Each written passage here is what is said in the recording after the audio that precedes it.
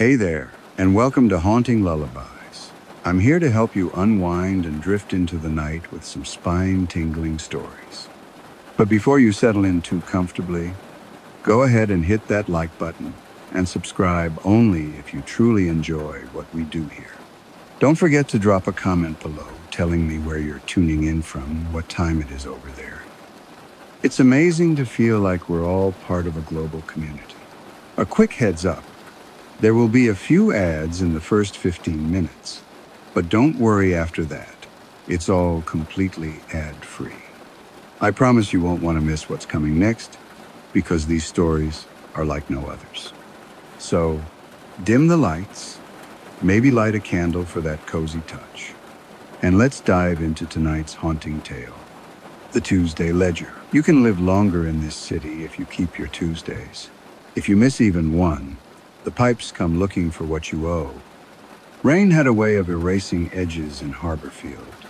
On the night I moved into the old textile mill by the river, the windows hummed like a throat clearing, and the alley below rippled with the reflections of red brake lights. My boxes sat where the movers dropped them, echoes in a brick shoebox, and I kept promising myself I'd start unpacking as soon as I figured out why the kitchen sink ticked. Tick. Not drip, not the soft percussion of a leak. A dry, polite metronome buried somewhere in the pipes, keeping time no one had set. I turned the faucet. Brown water coughed out, then cleared. The ticking didn't change tempo. It counted beyond me. The building used to spin thread and throw lint into the river. Now it spun stories. The girl downstairs ran a small candle business and insisted the freight elevator was haunted by a union leader who refused to ride anything newer than 1,942. The couple across the hall said the mail chute made sighing noises after midnight, as if the building were trying to exhale letters it couldn't let go. I loved all of it in the way you love something that lets you believe you're less alone. I was 29, employed, technically new to the coast, and already pretending the rain was why I'd come. People who run don't say, I ran. They say, I needed a change of weather. We always make it the sky's fault. On my first real evening, a card slid under my door. Not a flyer, not a takeout menu card stock so thick it felt expensive.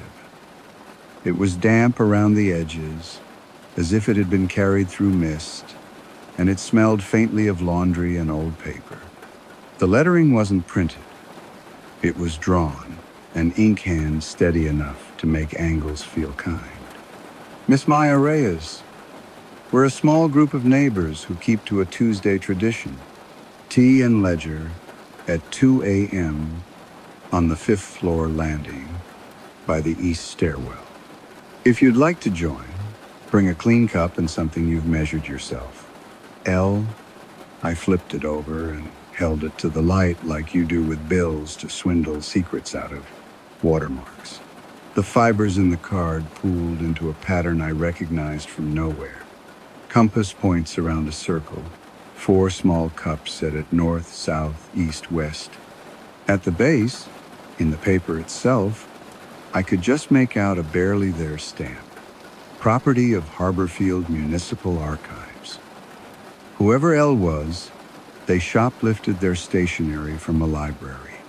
2 a.m. Tuesday was 6 hours away. The tick in the sink found a way to count them for me. When the minute hand lifted itself to 1:57, I packed a chipped white cup clean enough and the smallest thing I could think to measure: water. I filled a small mason jar from the window ledge where rain crawled down the glass, then stood in the doorway long enough to wonder what my therapist would say about saying yes to strangers at 2 a.m. in a stairwell. Something like, interesting boundary play, Maya. Therapists always make offense sound like a violin. The hallway cement held the day's warmth the way palms hold breath. I stepped into dew on the east stairwell, expecting silence, and got a chorus instead. The soft porcelain click of cups, The gentle flurry of paper, the faraway gossip of pipes. The air was heavier there, like the building held its weather in, saving it for something. Miss Reyes? A woman's voice, warm, practiced. She sat on the fifth floor landing with her back against the brick, a thermos steaming at her feet. Late 40s, maybe early 50s, hair pinned in a way that said nothing had broken her routine in years. The eyes of someone who inventories things and finds comfort in the counting. Just Maya, I said. Are you Elle? She smiled and shook her head. Everyone assumes. I'm Nora. Elle will come when it's time. You brought a cup. Two others occupied the landing. A tall man with a shaved head and a worn army jacket, fidgeting with the strap of a leather satchel. He nodded without looking at me. A girl in yellow rain boots with nail polish chewed off all her fingers. She hugged her knees and whispered to herself, the words too soft to catch. In the center, a metal drain grate, the kind you'd expect in a parking garage, squared the landing. It was polished, as if someone had scrubbed it with steel wool. Surrounding it, chalk lines set a circle with 4 quadrants. North, south, east, west had been marked with little compass triangles. At each point, a coaster-sized circle had been chalked in. 4 cups for 4 hands. 4 corners for 4 directions. 4 seats for whatever this was. Nora poured tea with the reverence of someone baptizing a recipe. New neighbors go first. It keeps our agreements tidy. What is this? I asked. Tea, she said. And the ledger, when our 4th arrives. The man in the jacket finally looked up. His eyes were kind and tired. You're fine, he said. We're polite. Boots girl smiled. It's fun, she whispered. Sometimes the pipes sing. Then she looked immediately guilty, as if she'd said too much. Footsteps climbed toward us, slow and even. They didn't echo like normal feet. The stairwell swallowed the sound and sent back a tremor instead, like a cat purring against concrete. A figure appeared 1 flight below, then stepped up into the circle of chalk. He wore a dark coat tailored so sharp it could cut sound. Older but not frail, late 60s, maybe silver hair brushed back the way people do when they've always owned a comb. His face felt familiar in the way faces in oil paintings feel familiar. General, archetypal, lightly haunted by the idea they used to be someone else. He carried a flat black book the size of a baking sheet. It looked heavy, but he barely seemed to hold it. He set the book on the concrete beside the drain. Its leather was glossy, with the kind of gloss you only earn by being touched more than loved. He didn't introduce himself. 4, he said, counting us, and nodded to Nora. We keep to the rule. Nora poured him tea like he was the ocean. I could have asked what rule. Instead, I looked at the book. It wasn't a book. It was a ledger. The word wrote itself on my tongue before I could stop it. Corners reinforced with brass. The edges of the pages had bled gray over years of damp. But the spine had been repaired and repaired again. A confident scar. The lock was peculiar. Not a latch, but 2 little cups, inverted, that had to be turned in opposite directions at once. What do we do? Boots girl asked, bouncing a knee. Nora handed me a pencil. The wood was red, the end chewed. New neighbor goes first, she repeated. You'll write your name, the measure you brought, and the time you think you've got. The time I think I've got? How long you believe your life will last, the man said gently. Before the ledgers, before anything else, I guess. It's a courtesy, not a contract. Don't worry. I laughed because that's what you do when the floor moves under you. I'm supposed to guess my lifespan? It helps to put a number in the room, Nora said. The ledger likes numbers. The ledger likes honesty, Boots Girl whispered. The man flipped the cup's lock in two opposing motions without looking, as if his fingers didn't need eyes to remember. The ledger opened with a sigh like something unsealed in an attic. The first page was older than logic. Columns had been drawn by a hand steadier than mine, dated entries marching down like tiny soldiers. Names, measures, and numbers, row after row after row. Some names I recognized from the mailboxes downstairs. Some names that must have been here when the mill still shook lint into lungs. In the margin, symbols I didn't know at first sight. Little compass points, degrees, lunar phases. What do people usually write, I asked. For measure. The first thing you measured for yourself today, Nora said. Not something you read, not something you guessed, something you counted, made with your hand or made with your time. I thought of my mason jar. Rainwater, I said, lifting it. Volume? The man asked. I looked at the jar's embossing. 8 ounces. He smiled. Clean. And the time I think I've got. I wanted to say 90. I wanted to say a number that promised both luck and good bones. I wanted to insult the building by implying the ledger had no say. But the ticking under my sink had had its say already. And there was an honesty in my mouth suddenly I didn't ask for. 83, I said. No reason. It feels like a round number, even though it's not. Boots Girl breathed the number like it was a wish. 83. The man turned the ledger toward me. Write it, Maya, he said, using my name like he'd been told it by the concrete. I wrote. My name looked smaller than I meant it to, as if the paper had pulled it inward. The pencil left darker strokes than pencils should. The line I wrote on wasn't empty. It was ghosted by the memory of other hands, like paper learning to repeat itself. I wrote, Maya Reyes Rainwater, 8 ounces, 83. Good, Nora said. Now the cup, the tea, the rain, the man said.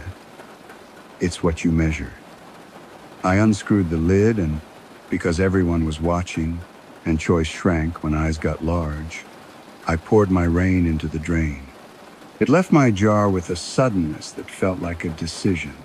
The grate gleamed. Somewhere inside the pipe maze, something changed pitch, not a clog, not a gurgle, just the building noting what it had been given. Perfect, Nora said. We can begin now. Begin what? I asked. No one answered. The man set his teacup at the top of the chalk compass. Nora placed hers opposite, Boots Girl to the west. There was a fourth circle at the south, empty and waiting. The man glanced at me like the kind of teacher who knows the answer matters less than how you ask. Do I? Set yours there, Nora said, nodding to the empty south. I set my white cup bright against the concrete. The ledger's columns waited. Rule 1, Nora said, and her voice changed. It put on a suit. We never miss a Tuesday. If we do, the ledger accounts for it without kindness. Rule 2, the man said. We never speak to anyone who isn't here about the ledger, the drain, or what we record. Not even in jokes. The city hears. Boots Girl swallowed. Rule 3, she said, eyes cutting briefly to me. We don't look into each other's cups. I glanced at white porcelain. Liquid looked like liquid. Tea was tea. How could looking be a problem? What happens if I started? The building's lights flickered as if a hand had run down its spine. In the momentary dim, the ledger's pages paled, brightened, and a pattern blushed up from beneath the columns. The same compass seal I'd seen in the paper fibers of the invitation. 4 cups around a circle. Only here, the southern cup, the one I'd just set, was etched deeper. as if someone had pressed the shape through lead. Boots Girl grabbed my wrist. Her fingers were cold and strong in the way of people who've learned to hold on to anything that wants to leave. "Don't ask the ledger what happens," she whispered. "It likes telling, and it remembers how you looked when you asked." The man cleared his throat. "We welcome you, Maya," he said. "All we do is simple. We record, we pour, we balance. The city takes care of the rest." "The city?" "Cities are living things," Nora said. "They want to keep the people who keep them. The ledger is one way Harborfield remembers those who feed it, and how much they've earned in return." "Earned what?" Nora held my gaze until my mouth forgot how to be skeptical. "Time." I laughed again because that was cheaper than belief. "You're telling me if I write in a book and pour rain down a drain, I'll live longer?" "Not longer than you," the man said. "Longer than you would have if you didn't." Boots Girl giggled and then covered her mouth as if the laugh had escaped through a tear in something. "The pipes adjust," she said, voice muffled. "They always adjust. They take from the places with more than they need. They give to us." Rain hissed down the stairwell like someone ironing the sky. The ledger's paper swelled with satisfaction, edges lifting slightly. I felt ridiculous and interested in equal parts. "What's your name?" I asked Boots Girl. She stopped chewing her nail and looked down. "June," she said. "It's funny. I'm not a June. I was born in February. But the building calls me June, so it sticks." "And you?" I asked the man. "Call me Elias," he said, like a suggestion. "It's not the name my mother gave me, but it's the one the ledger prefers." "And L?" I asked. "Who wrote the card?" Boots Girl's knee kept bouncing. "He's not a letter," she said. "He's a word. You'll hear it." Nora wrapped her hands around her cup. "We start with inventory," she said. "What we've measured and lost, what we've found. It's not always ounces. Sometimes it's hours or favors or stitches.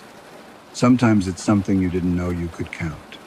Elias turned the ledger to a new page and waited for the rain to choose its tempo. I listened for the ticking under my sink and took comfort that the cadence hadn't changed. Then the drain under our feet exhaled one long, slow breath that wasn't water, and the building sharpened, like the room had been adjusted into focus. Elias pressed his palm to the page. "How do you touch a century?" "Lightly. We declare what we'll be accountable for this week," he said. "Maya, since you're new, we'll share smaller measures to keep the math clean." "Math?" Nora smiled. "You work numbers, don't you?" "Data analysis," I said. "Good. You'll understand that everything balances. And if it doesn't, it waits until it does. The ledger hates debt." June spoke without looking up. "I'll give 30 minutes, she said. "From tonight." I was going to doom scroll. She blushed. "It's worthless time," Elias wrote. His pen wasn't a pen. It was a nib that drank ink out of a tiny bottle like it had a right to. He wrote, "June, 30 minutes, worthless time. W." The W looked like a compass letter, not just a letter. "West," Nora explained. "June sits west." Nora considered her cup. "I'll give 3 pints, she said. "From the machine in the basement. It's clean now." I realized she meant the dehumidifiers that lived like humming crickets in the laundry room. She harvested the air. She measured climate and called it hers. Elias wrote N north for Nora. Elias looked at me. "What do you have besides rain?" I thought of my boxes, the life I'd cut into post-it-sized division. Categories. 5,000 steps, I said. and felt silly immediately. On the river path, after work. It's the only number that felt mine. Which direction? He asked. What? Which direction were you walking when you decided you'd keep doing the steps all week? South, I said, surprised. He wrote S, the ledger's S like a serpent. Good, he said. South claims itself. And you? Nora asked Elias. He took longer than anyone else. 7 stitches, he said finally, from mending my coat, which I was not going to throw out this winter. He wrote E for East, and I realized we were a compass with a drain for a heart. The ledger thrummed under his hand. The word isn't right. Ledgers don't thrum. They sit and wait. But this one, it accepted. The ink darkened as if it had been resting, tired of thinness, and we had poured iron into it. Now we exchange, Elias said softly. We do not ask to see what the cup holds. We do not try to fix or explain or improve. We take what the city decides we've earned in return for what we've recorded. June passed her cup to Nora without glancing inside. Nora did the same to me. I passed mine to Elias. He passed his to June. We each held new porcelain warm from another hand.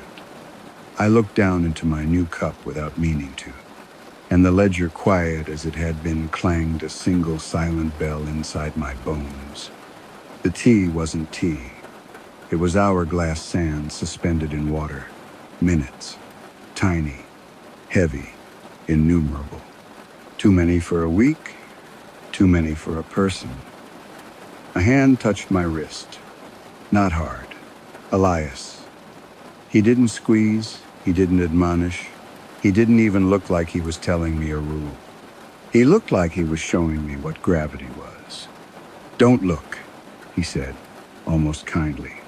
It's not yours to see, only yours to drink. June had her cup at her lips, eyes closed, eyelashes trembling. Nora drank like communion. I lifted my cup and tasted a flavor that made my tongue feel like it had remembered something it never learned. Sweet, then empty, then sweet again. The rain outside deepened like a record dropping to a slower speed. The stairwell found a lower note and held it, humming around the idea of us. When you swallow borrowed minutes, your body throws a small party and then calls the cops on itself. My heart fluttered, the scars on my knees warm. The headache I'd been naming screen since Monday evaporated. The ticking under my sink fell perfectly into line with my breath for the first time since I moved in. For a few seconds, 4, 5. I felt the exact weight of being allowed to continue. When the cup was empty, I put it down on the chalk circle in front of me. My hand shook. The chalk smudged toward the drain. The ledger turned a page by itself with a paper sound like someone exhaling into a pillow. Elias closed it, turned the cup's lock with opposite fingers, and set his palm on the leather. Welcome, Maya, he said. Now that you've taken in, you'll give out. That's how it keeps. What if someone misses? I asked, before I could ask permission to ask. June stared at the drain as if it might answer. We don't, she said. What if the ledger collects, Nora said, not unkindly, from somewhere else. It doesn't feel good for anyone. Thunder walked along the river and took its time crossing. The lights flickered again. Somewhere below us, a washing machine clanked, shook, and fell quiet like it had been told a story it couldn't hold. Elias stood and listened to the pipes. How do you listen to a building? Exactly like he did. Not to the sound, but to the absence of the sound before and after. We're done, he said, glancing at my name drying on the page. You may go. Bring something next week you can measure better. The ledger rewards precision. I wanted to ask, then ask everything. Where did the time come from? Who put the cups in the lock? What happened before Harborfield had pipes? What happened if I moved? But the building breathed us out. The rain said bedtime. The drain muttered a word so quiet it was a temperature rather than a sound. L, June mouthed. On my way back to my apartment, I passed the fifth-floor window where the river showed its back. Thunder tugged at the city's sleeve. Somewhere a gull laughed like a loose screw. Everything felt exactly how a Tuesday at 2:30 a.m. should feel. And that was the part that scared me, how normal the strange became when the building liked you. In my kitchen, the sink's tick had shifted one beat. Not slower, not faster. Tilted, as if the metronome had turned toward me to let me know it was keeping time for both of us now. I slept. I dreamed a spiral staircase made of wet brick descending forever into a dry cistern. Not water in the well time. It glittered like metal filings under a magnet. People circled down. 4 shadows moved at exactly my speed, never far, ahead, never falling behind.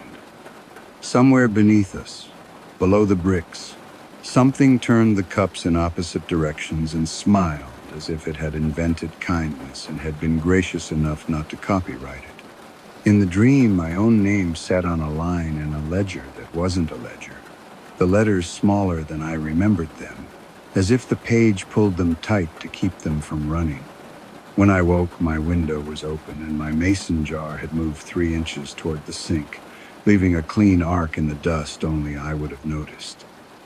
In the jar, 2 ounces of rain remained, an IOU written by the sky. The jar with 2 ounces felt like a joke only the weather knew how to tell. I left it on the counter like a dare and tried to outstare it while my coffee went cold.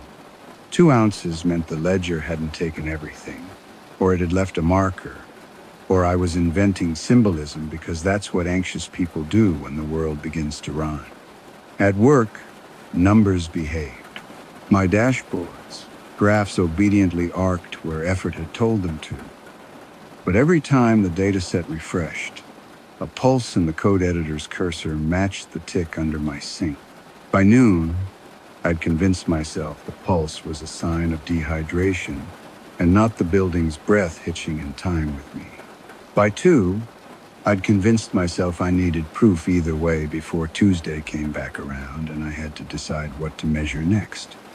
Proof in Harborfield meant paper. The municipal archives took up the 2nd floor of a red brick building that looked like a train station that had retired to teach 1st grade. I signed in at a desk staffed by a woman with a bun so tight it could have tuned a violin, and asked for anything about stairwell rituals or neighborhood clubs that meet at inconvenient hours. She didn't blink, archivists never do, pointed me toward a corner labeled Civic Societies. Unusual. Old newsletters smelled like applause left in a theater too long.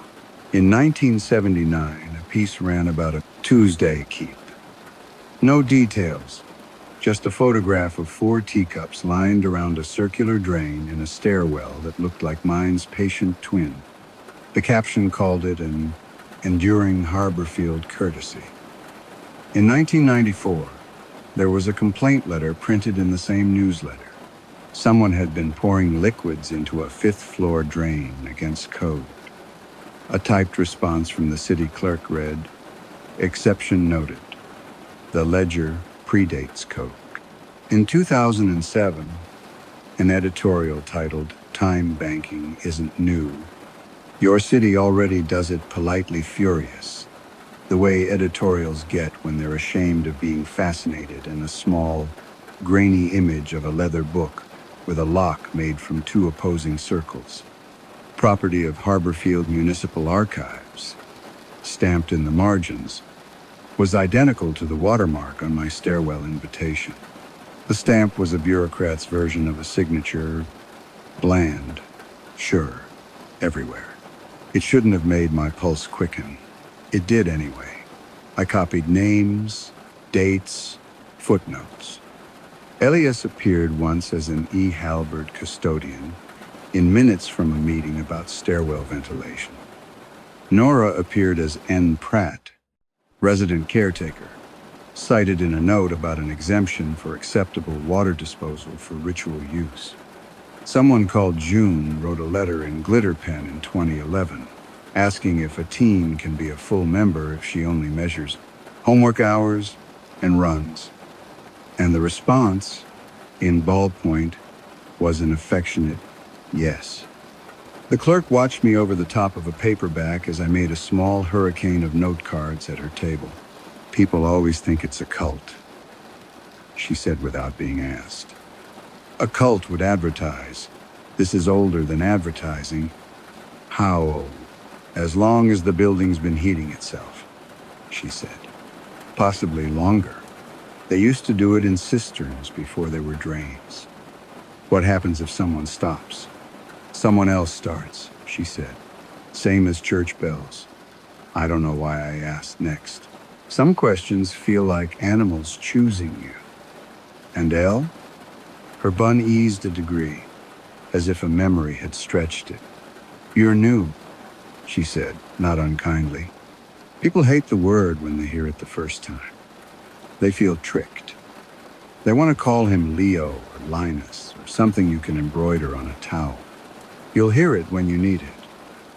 On the way home, Harborfield's rain managed to fall and stand up at the same time.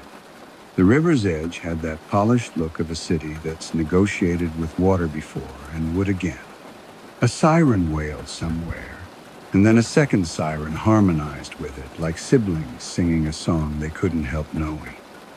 3 floors from my apartment, the stairwell felt warmer than it should.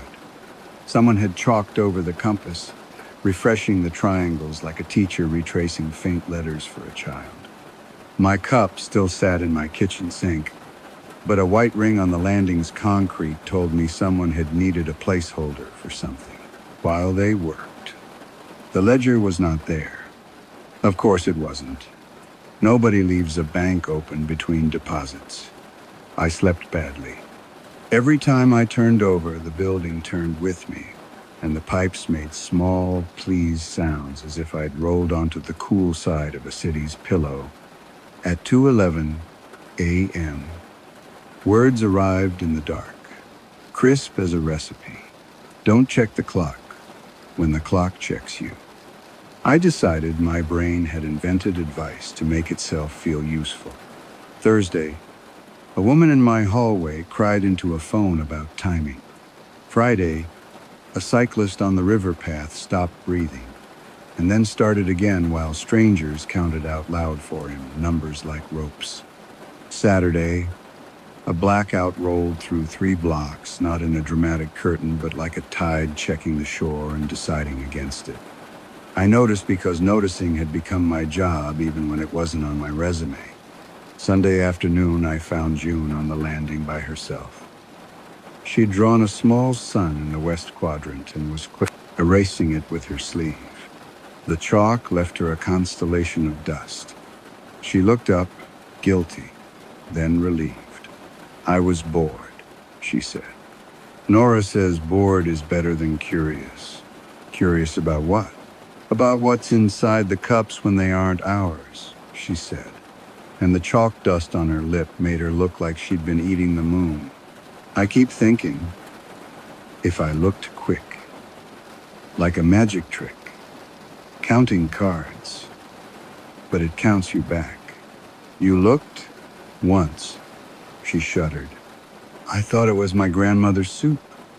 It smelled like it. Then I realized solids had stopped being solids. Never again. I sat beside her and let the landing's concrete cool my legs through jeans. What do you measure, besides doom-scrolling time? Stitches sometimes, like Elias. Steps like you, when I'm behaving. Likes on a video, Nora says not to, but I do. Pages. Raindrops on the window if they're big enough to have personalities. She glanced at my mason jar, which I hadn't realized I was still carrying like a nervous habit. You? Data. Hours I don't tell anyone about. The number of times I stop myself from texting people I shouldn't. Things I can put in spreadsheets and pretend are normal. She grinned. You're going to be the ledger's favorite problem. That evening, I made a deal with myself to avoid rituals not explicitly labeled ritual. I did laundry, which is a ritual. I cooked pasta, which is a ritual. I set up my Wi-Fi extender and then talked to it as if it could hear when the light refused to turn green, which is a ritual. The line between habit and magic is just belief with a better coat. And I own too many coats to trust myself. At 1:51 a.m., Tuesday, the sink ticked twice louder, politely insistent. I packed a new measure. I'd timed how long I could hold my breath in my apartment with all the windows shut while the bathroom fan was on. 38 seconds. It wasn't noble, but it had the virtue of being exact. I also brought my half-full mason jar like a talisman. The ledger likes honesty, June had said. Honesty was heavy tonight. On the landing, Nora and Elias were already seated. Cups set with a care that made their white shine feel like a contract. June came bouncing up the steps 2 at a time, then immediately pretended she hadn't because she knew Nora would tell her to respect the building's knees. The drain had been scrubbed. The chalk compass looked freshly chalked in hand. That was not a hand you used for art, but for lists. The ledger lay between the cups. Cups lock, waiting like a held breath. Before we start, I said, setting down my jar, I want to show you something. I told them about the archives, the photographs, the letters. The city clerk who treated an exception in code like a neighbor who knew their fences. I didn't mention the clerk's face when I said L. Some names you carry like lit matches. You don't wave them around indoors. Elias listened like a priest who had decided confession was a form of weather report. It watches its own paper, he said when I finished. It always has. The ledger? I asked. The city, Nora said. The ledger is a mouth. The city speaks. June leaned close to the ledger and whispered, Hi. She did it like a kid apologizing to a Christmas tree after knocking a glass ball. I didn't mean to draw a sun on you. Measures, Elias said gently, tapping the open page with the nib. The ink in the bottle pulsed, or maybe the rain outside made it look that way. 7,000 steps, June said, bravado in her voice, and a mile of not looking at my phone. North wind gallons, Nora said. 5. From the dehumidifier. The basement was sweating all day. Elias paused and smoothed his coat. 2 hours in the boiler room, he said. We owed heat to the 3rd floor after the blackout. I paid it back. I put my palm on the ledger's edge. The leather was cooler than it should have been for a thing that lived with hands.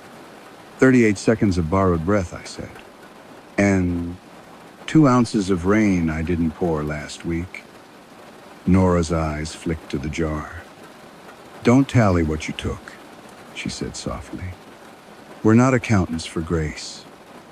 I want to be, I said. It helps me not to be afraid. She considered, then nodded once. Write it as an intention, not a balance, Elias wrote. The pen loved his hand more than any hand should love a tool.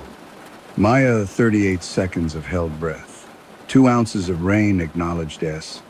We receive, he said when the ink settled. The cups moved like they knew when to slide. We passed them without looking into them. It felt like handing a newborn across a table, everyone careful, everyone pretending not to be afraid of gravity. I lifted my cup.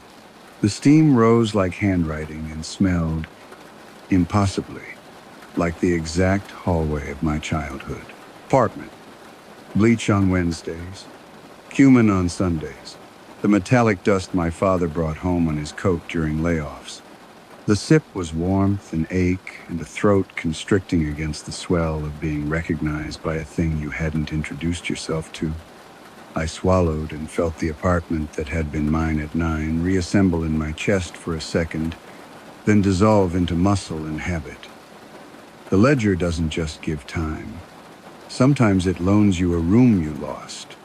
June gasped and let out a laugh that turned into a sob midair. "It's birthdays," she whispered and put her head down. Nora's eyes watered. Elias's jaw clenched like a man refusing to remark out loud on mercy. A footstep on the stairs below stopped all 4 of our bodies at once. Not the slow step of a resident, not the midnight hop of someone avoiding the creaky tread, not the hurry of a delivery. This was deliberate. I felt it in my molars. He climbed one flight, then another. The temperature lost 2 polite degrees. Rain hushed, like an audience realizing the conductor had lifted a hand. When he stepped onto the landing, the chalk compass looked like it had been drawn to receive him. He was not old, not young, not anything that "not" could pin. You could have told me he was 35, and I would have seen it. You could have told me he watched the marsh here before the first bricks rose, and I would have seen that too. His coat was the same dark as the ledger's leather. His hair the same silver as the drain when it was freshly scrubbed. He looked like a thing that could be anywhere and had been, and tonight had simply chosen walking as his verb. 4, he said, eyes on the cups. His voice was Riverstone, polished by repetition. We keep to the rule. Nora didn't pour for him. He poured for himself. June watched him with devotion she didn't know she wore on her face. Elias watched him with respect he didn't have to pretend. I watched him like you watch a bus when you're near a curb, aware of angles, waiting for weight. People always ask what I am, he said, conversational as stairs. They never like the answer. I wasn't going to ask, I said. You weren't, he allowed. But you were going to measure me, and the ledger is particular about what's a quantity and what's a presence. L, June said under her breath in a tone that belonged in hymns. He inclined his head. The sound wasn't an initial. It was a word the building said when it needed to clear its throat. A syllable that tasted like iron filings and rain. A letter that had been a letter before the alphabet learned to arrange itself. We don't look, Nora reminded the air. Not just us. We don't miss. We don't speak about what we can't tally. Elle smiled. She reads, he said, nodding at me, as if the archives had left chalk on my fingers. That makes this harder and easier. What is this? I asked, and for once the question didn't feel like a bird I'd released too late. I understand balancing. I understand paying back the grid and collecting heat and measuring hours with honesty. What I don't understand is how a city decides who gets more year and who gets less because of a cup. Cities are organisms, he said. They metabolize, they waste, they heal, they grow tumors. They pick favorites. This one picks stairs and drains when the river stopped being the only answer. Every ledger is a mouth. Every drain is an artery. Every Tuesday is a heartbeat. And hearts don't justify themselves to fingers. Someone loses, I said. The words came out like a bruise. Someone is redistributed, he said, gentle like a weather report. Time doesn't disappear. It travels. Do you take from people we know? June blurted, then covered her mouth, eyes huge. I don't take, he said. You give. The city moves. It's never fair. It's always precise. He tipped his cup toward her without drinking. You owe the grid 14 minutes from the blackout. You'll sweat them out on Friday in the stairwell, helping a neighbor move when the elevator fails. June nodded, relief trembling in her. A debt named is a debt halved. He looked at Nora. Your pints will flood back as a dry wall when the tenants call about mold. You'll sleep that night not because you deserve it, but because the ledger does its math. He turned to me. The drain hummed. The ledger's leather tightened, complaining like an old belt. "Your 2 ounces," he said, and his eyes were exactly river color and exactly window tint. "You didn't pour them. You honored them. That's a measure, too. It will come back when you almost step off the curb on Wednesday, and a bus driver blinks at the wrong second. Almost step," I repeated. "Not step. Almost is a unit," he said. "We count in almosts more than we admit." Elias had gone very still, not rigid, intent. "We keep the rules," he said, a reminder that sounded like a promise and a threat. "We accept what returns." El set his untouched cup at the compass's south, and the chalk did not smudge as it had for us. "You'll be tempted," he said to me, as comfortable as telling time. "To make it fairer, to peak, to balance columns with a moral that suits your heart better than arithmetic. Be careful. The book isn't a conscience, it's an accounting." "And if I refuse?" I asked. The word wasn't brave. It was tired. Nora flinched. June's hand found mine under the ledger and squeezed until my bones pressed hello against my skin. "If you refuse," he said, "the city finds other routes. It does this whether you dance with it or not. But if you stop dancing once, you've learned the steps." He tilted his head, listening to something in the walls only he and the roaches could hear. "It is unpleasant. For you, for someone else you will never meet. For pipes that remember your temperature longer than you think you deserve." I didn't say yes. I didn't say no. The ledger doesn't care about those words. It cares that your hand keeps showing up. El lifted his cup and drank finally, a courteous sip that could have ended stories in older centuries. The rain outside brightened like somebody added a lamp to the cloud.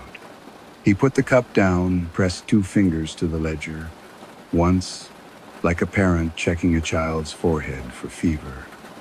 "Tuesday keeps," he said, and turned toward the stairs. "Wait," I said. I didn't know I was going to say it until breath committed. "What do you call the thing inside the drain?" He smiled. Not at me, at the building. "Family," he said, and took the steps up, not down, the way people do when they're leaving through a door no architect approved. The ledger stayed quiet a long time after he left. So long my eyes adjusted to the idea that silence had been there all along, and we were the interruption. June wiped her face with the heel of her hand and laughed without any air. Nora poured the cooled tea back into the thermos, as if saving what we didn't use could ever be anything but ritual. Elias locked the ledger's cups together in opposite motions and tucked the book under his arm like a sleeping cat. I walked back to my apartment and stood in my kitchen looking at my jar. 2 ounces of rain shivered at the bottom like something that had been promised a job and given a favor instead. The sink ticked politely, on beat, patient as a metronome in the hands of someone who practices scales because they actually believe they'll get to the music someday. I poured the 2 ounces into a glass and swallowed them. It tasted like nothing. It tasted like everything I hadn't named. On the inside of the empty jar, a ring hung like a faint calendar line. This is where time reached and was held. When I slept, the staircase returned, and the cistern below wasn't dry anymore. It ached with water. Not flood, not danger, potential. I heard steps above and below, 4 at my pace, 4 at someone else's, 4 that had never learned to count. In the dream, I couldn't see faces. That felt right. Faces make you think you can negotiate. The ledger never negotiates. It records. The rain said yes in 1,000 tongues. The drain answered with a single word that wasn't a letter and wasn't a name, and somehow made the hair on my arms lift as if it had been a promise all along. Monday morning arrived with the kind of brittle brightness that makes you suspicious. Harborfield shone like it had been rinsed and set out to dry, and every puddle behaved itself. I told myself the city was just being pretty for tourists I would never meet, but the sink ticked like someone tapping a microphone before a speech. I packed the day like a suitcase. Work, gym, a call I owed my mother, the promise I'd clean out the email folder where subject lines go to fossilize. In between, my brain kept wandering back to the ledger like a tongue to a new chip in a tooth. On my lunch break, I walked the river path without counting steps.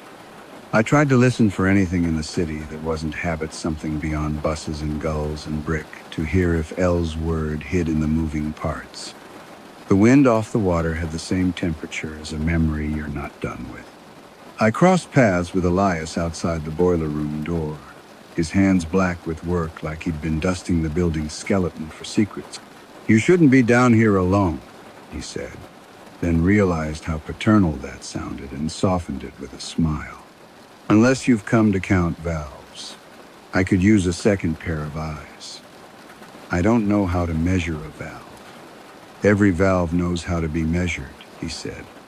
"It just wants you to admit it." He showed me the pipes like a docent shows you a painting their spouse hated at first and now lives with by choice. The boiler purred like a creature that had decided not to eat us. He tapped a pressure gauge and listened for something I couldn't hear. "How long have you been doing this?" I asked. "The boiler? Since the last super quit. The ledger? Since I learned Tuesdays were longer than other days." He caught my look and shrugged. "Not longer in hours. Longer in the part that matters. Some people need Sundays. I need Tuesdays." "Did you ask for it?" The question fell out of me. "Or did it ask for you?" "I walked past the stairwell after choir practice one night," he said. "Smelled tea. Heard a sound like paper, remembering it used to be a tree.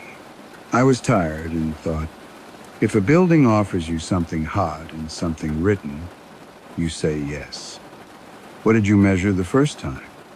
He grinned like a kid caught with a pocket full of stolen cherries. Number of notes I'd sung wrong that rehearsal. 28. The ledger liked the honesty. We were quiet for a while. The boiler threw warmth around like a rich man throws compliments, with accuracy and a hint of performance. "You should know," he said finally, watching the needle settle. "June wants to peek again." "Into the cup?" He nodded. "She's young, and the young think rules are questions that haven't heard their arguments. What happens if she does?" "What happens depends on whether the building feels merciful that night and whether the ledger feels like teaching. If the ledger teaches, it picks a large font." "I'll talk to her," I said, surprising both of us. He wiped his hands and handed me the rag like a passing of some informal baton. "You take to this like someone who's been to fewer dances than the music wanted."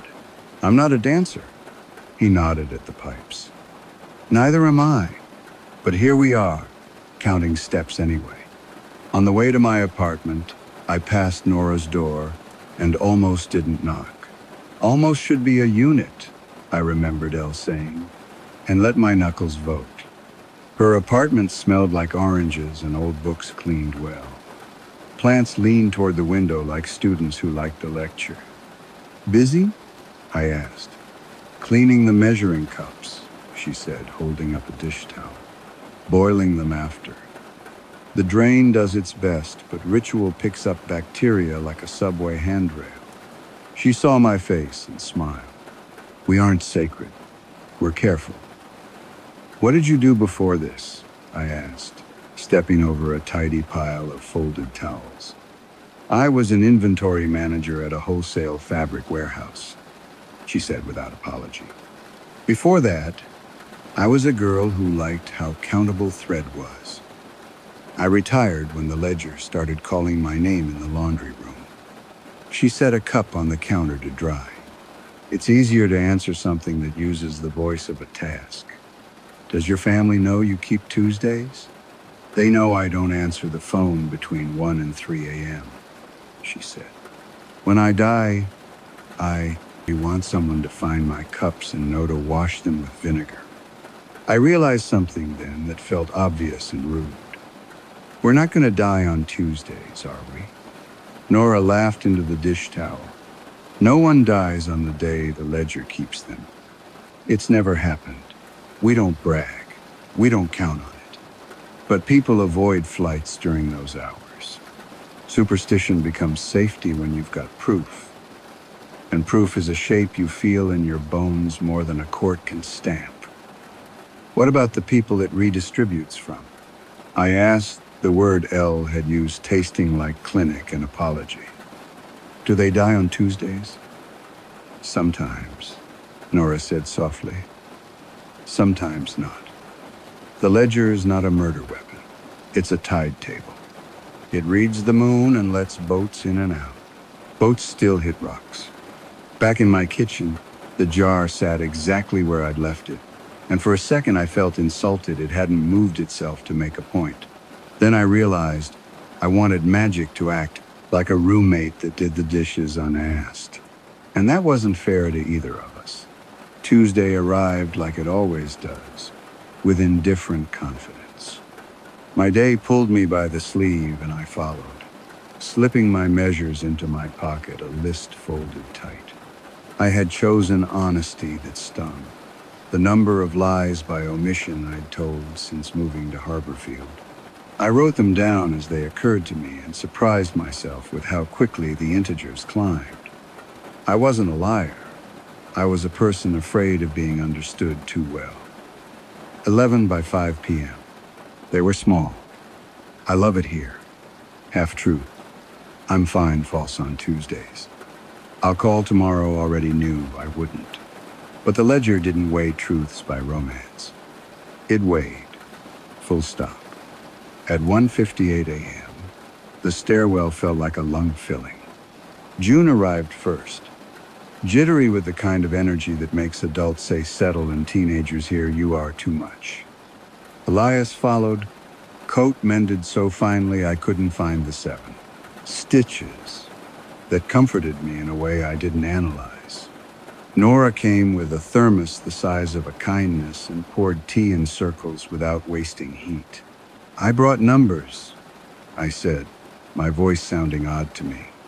11 moments I said things that sounded good in a hallway and would have been better in a diary. Nora's eyes warmed. The ledger likes confessions that come with math. June chewed her sleeve until Nora gently tugged the fabric away from her mouth. I brought a mile I ran without headphones, June blurted. I heard my breath instead of music. It made me angry at first. Then I felt like I'd borrowed a drum from a parade and they didn't mind. Elias smoothed the book's leather like you do a cat you hope won't leave. 6 valves tuned, he said, and one apology to the boiler for calling it names it didn't deserve. Gallons? Nora asked him. He smiled. You can measure heat in apologies if you do it right. We wrote Maya. June, Nora, Elias in the columns that had long ago learned our angles. We passed the cups without peeking. We drank what we were given like people who'd finally found the right temperature for water. The tea tasted like citrus this time, an old book's brightness instead of its dust. In my cup, something that wasn't memory and wasn't hope hummed in my wrists. June's eyes closed and she counted on her fingertips with the concentration of someone braiding a very fine rope. And then the stairwell did something it hadn't done before. It stopped. Not entirely. Not like a machine failing. It paused. Rain went to holding. The bulb steady. The drain's hum lifted a half step like a singer finding a better key. Nora's head snapped up. Elias's hand hovered over the ledger. June whispered, "Don't look," to no one particular, which probably meant herself. Footsteps came up from the floor below. They were not L's. They were too quick, too aggressive, like someone trying to force understanding from stairs. A man appeared mid-30s, maybe wearing a city inspector's badge, and a look people bring to potlucks when they've been told there's a dish everyone needs to try and it turns out to be responsibility. "Good evening," he said, his voice so official it removed the evening from sentence and replaced it with procedure. "We've had reports of unauthorized discharge into a non-sanitary drain." Nora set her cup down as if introducing two people at a party who might hate each other. "Officer," she said, using a title that probably wasn't his. "We're within exemption. I'm aware a form exists somewhere," he said.